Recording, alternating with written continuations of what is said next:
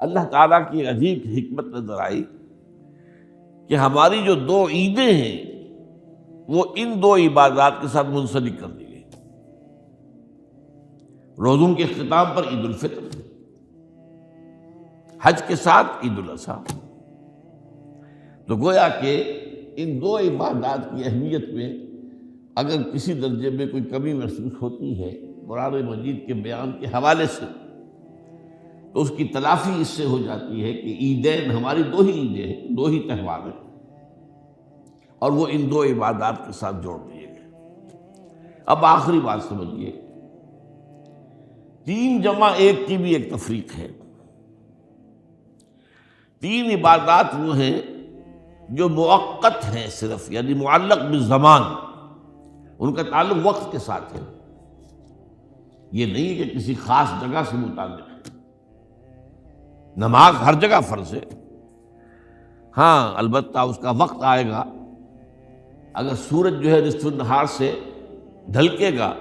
تو ظہر کا وقت ہوگا،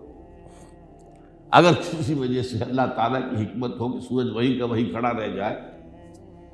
تو ظہر کا وقت آئے گا ہی نہیں، ظہر فرض ہوگی ہی نہیں۔ مغرب اسی وقت فرض ہوگی جبکہ سورج غروب ہو جائے، اگر کسی وجہ سے سورج غروب نہ ہو، اور کیا پتہ یہ ساری باتیں جو ہے قیامت کا جو زلزلہ آنے والا ہے اس میں یہ ساری ہی باتیں ہونے والی ہیں، سورج مغرب سے طلوع ہوگا یہ تو وضاحت کے ساتھ کہا گیا ہے، تو مغرب کا وقت نہیں آئے گا۔ اسی طریقے سے رمضان کا مہینہ آئے گا تو روزے فرض ہوں گے۔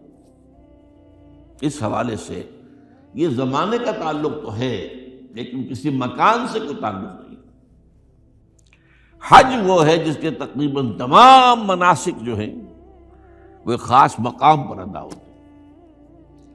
آپ سفر کر کے جائیے، مکہ مکرمہ جائیے، اللہ کے گھر کا طواف کیجیے، پھر وہاں سے جو بھی روانگی ہوتی ہے یوم الترویہ 8 ذی الحجہ کو نکلیے اور جا کر منا میں قیام کیجیے ایک رات،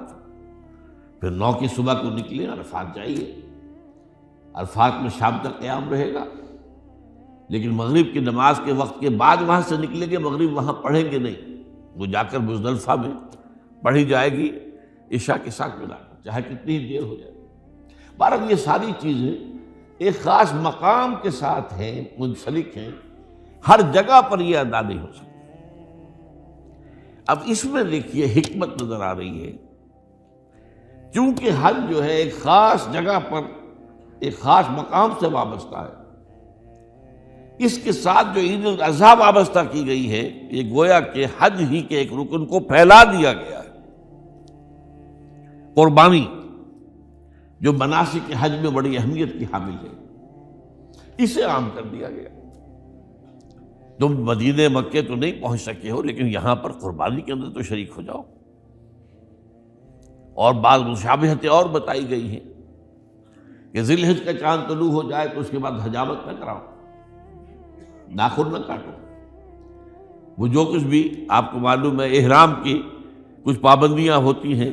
ایک مشابہت کسی درجے میں، ٹھیک ہے ہم وہاں نہیں ہیں لیکن ان کے ساتھ ایک مشابہت پیدا ہو رہی ہے۔ تو قربانی در حقیقت جو ہے عید الاضحیٰ وہ گویا کہ ایکسٹینشن ہے حج کی،